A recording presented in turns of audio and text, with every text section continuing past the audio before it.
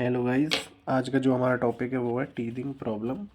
पिछली वीडियो में हमने डिस्कस किया था टीथिंग के साइन सिम्टम्स, टीथिंग का मैनेजमेंट। तो आज हम ये डिस्कस करने वाले हैं। तो सबसे पहली जो प्रॉब्लम है वो है इरप्शन हेमाटोमा, यानी इरप्शन सिस्ट इसका दूसरा नाम है। एक्चुअली में हो क्या रहा है, जब हमारा टूथ इरप्ट होगा तो उस टूथ का जो ओवरलाइंग एरिया है वहाँ पे क्या होगा, टिश्यू ग्रोथ होगी।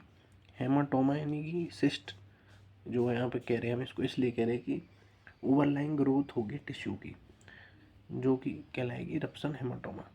इसको हम कहेंगे कि भाई ये bluish purple elevated area of tissue develop few week before eruption of primary and permanent tooth, most frequently seen in first permanent molar, second deciduous molar, यानी कि प्राइमरी मोलर जो मैंने लिख रखा है second primary molar, mostly self limited होगा, rupture by own, otherwise हम incision कर देंगे इसमें, ठीक है।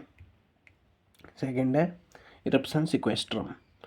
इरप्शन सिक्वेस्ट्रम का क्या मतलब है, जो हमारा टूथ है, टूथ के ऊपर हमारा डेंटल फॉलिकल है, डेंटल फॉलिकल के अंदर कैल्सीफाइड मासेस के फ्रेगमेंट्स प्रेजेंट रहेंगे। जो क्राउन है, क्राउन के ऊपर डेंटल फॉलिकल उसको ओवरलाइन करके रखेगा। उस डेंटल फॉलिकल के अंदर क्या प्रेजेंट रहेंगे, हमारे कैल्सीफाइड मासेस प्रेजेंट रहेंगे, दैट इज इरप्शन सिक्वेस्ट्रम, ठीक है। Seen at eruption time of first permanent molar caused because of apoptosis of reduced enamel epithelium. Apoptosis यानी program cell death of this epithelium part resolve spontaneously. Next पढ़ते हैं ectopic eruption. Ectopic eruption यानी कि जो eruption है वो proper path पे नहीं हो रहा, जो उसका नेचुरल पाथ है उस पर इरप्शन नहीं हो रहा। एक्टोपिक यानी कि उसके नेचुरल पाथ से डेविएट हो गया टूथ का eruption, that is ectopic eruption. अब कैसे हो रहा है देख लेते हैं।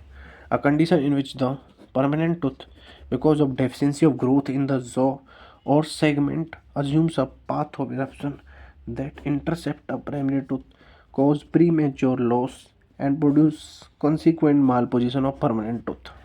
Treatment by use of interproximal wedging, helical orthodontic springs. तो हमारी प्रॉब्लम्स तीन होगी। चौथी हम पढ़ेंगे यहाँ पे natal and neonatal teeth. Natal और नियोनेटल टीथ पढ़ेंगे। नेटल टीथ वो हैं जो present at birth, these are present at birth. Neonatal erupt in first 30 days of life.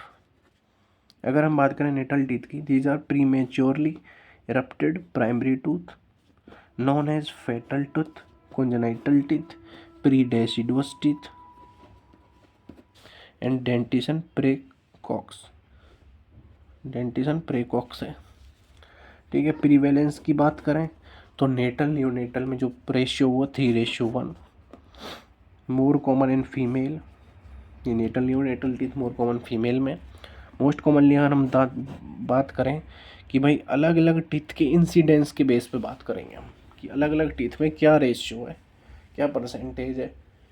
Natal neonatal teeth का 85% मैंडिबुलर सेंटर इंसाइजर्स में, 11% मेजर सेंटर इंसाइजर्स में, 3% mandibular canine and molars, 1% maxillary canine and molars. Aetiology की अगर हम बात करें तो dietary deficiency, hormonal stimulation, pyelitis during pregnancy, syphilis, superficial position of developing tooth germ, और कोई सिंड्रोम है, मान लो कोई सिंड्रोम है। ये सिंड्रोम्स तो कॉन्जेनाइटल आपके हो सकते हैं और सिंड्रोम्स के साथ एसोसिएट हो सकता है। पाइलाइटिस में हमारा रीनल पेल्विस का इन्फ्लेमेशन होगा, रीनल पेल्विस का। एसोसिएट सिंड्रोम में कोई प्रॉब्लम्स सिंड्रोम में ही एसोसिएट हो रही है नियोनेटल की, जैसे कि पेरी रोबिन सिंड्रोम हो गया, डाउन सिंड्रोम हो गया, गोल्ड सिंड्रोम हो गया, cleft lip and palate. Pierre Robin में हमारा क्या होता है, शॉर्ट जो होता है माइक्रोगनीथिया होती है, उसमें हमारी ग्लोसोपोटोसिस होती है, यानी हमारा जो टंग है वो रिट्रैक्शन होता है टंग का। और क्लेफ्ट लिप पैलेट भी देखने को मिलता है उसमें, cleft palate Pierre Robin syndrome में। डाउन सिंड्रोम में आपको पता ही है ट्राइजोमी हो जाती है 21 क्रोमोसोम की। और गोल्ड जो सिंड्रोम है वो हमारा एक्स लिंक डोमिनेंट डिसऑर्डर है स्किन का, इसमें क्या होता है, हमारी जो डर्मिस है, मतलब स्किन में इन्फेक्शन रहता है, डर्मिस के अंदर प्रॉब्लम रहती है, स्किन डिसऑर्डर है। ठीक है। नेक्स्ट अगर हम बात करें, वैसे अगर हम नेटल न्यूनेटल टीथ की हिस्ट्री की बात करें तो अलग अलग हिस्ट्री के अकॉर्डिंग अलग अलग चीज़ें, कहीं पे माना जाता था कि भाई जिसके नेटल न्यूनेटल टीथ हैं वो भाई दुनिया पे राज करेगा। इस तरीके से अलग अलग कॉन्टिनेंट, अलग अलग कंट्रीज़ के बेस पे, जैसे कुछ एग्जांपल, जैसे नेपोलियन है, नेपोलियन के नेटल और न्यूनेटल टीथ थे। अगर हम बात करें यहाँ पे क्लिनिकल अपीयरेंस की,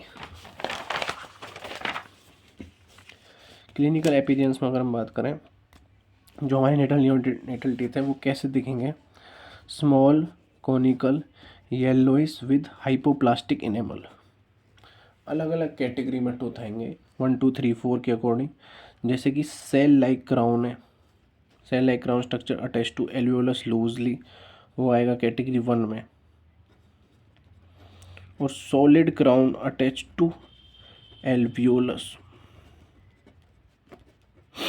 लूजली, वो आएगा कैटेगरी 2 में। कैटेगरी 3 में incisal edge of crown just erupted through mucosa, जो टूथ जस्ट इरप्ट हो रहा है म्यूकोसा से, वो आ जाएगा कैटेगरी 3 में। सेल लाइक क्राउन आएगा कैटेगरी 1 में, सॉलिड क्राउन आएगा कैटेगरी 2 में। और ऐसा टूथ जो इरप्ट नहीं हुआ बट पैल्पेबल है, म्यूकोसा स्वेलिंग प्रेजेंट है, तो आएगा कैटेगरी 4 में।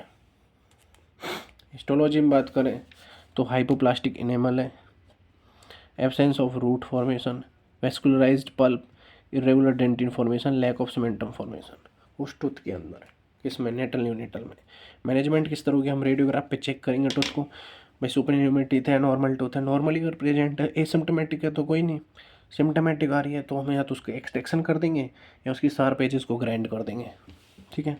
सुपरन्यूमरी टीथ है, लेस देन 10 डे है, विटामिन के देंगे एक्सट्रैक्शन से पहले, क्योंकि एज ए क्लॉटिंग फैक्टर्स हमें यहाँ पे देना है, क्योंकि 10 दिन के, अगर हम 10 दिन से पहले कर रहे हैं तो देंगे, क्योंकि क्लॉटिंग फैक्टर्स की कुछ टाइम रहेगा कि बॉडी में बच्चे की क्लॉटिंग फैक्टर्स कितने टाइम बाद डेवलप हो रहे हैं, तो 10 दिन से पहले हम विटामिन के देंगे। Applying chlorhexidine gluconate gel 3 times a day.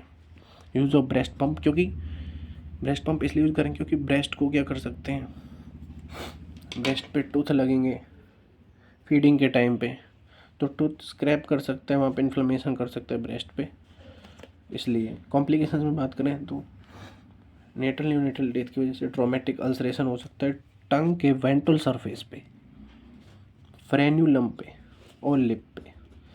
रेगा और फेडे, दो जो साइंटिस्ट, इन्होंने इसको 87 के अराउंड इन्होंने क्या किया, इसको लीजन को डिस्क्राइब किया था, तो इन्होंने नाम दिया इसको रेगा फेडे डिजीज़। एक्चुअली में है कुछ नहीं, ये बस कि भाई जो लीजन है किस तरह एक ट्रोमेटिक अल्सरेशन डेवलप होगी। ट्रोमेटिक अल्सरेशन कैसे डेवलप होगी, टिथ की वजह से वेंट्रल सरफेस पे। अब ट्रोमेटिक अल्सरेशन को एक मतलब लीजन है कि भाई डिस्क्राइब कर दिया, तो उसको नाम दे दिया रीगा फेडेड डिजीज़।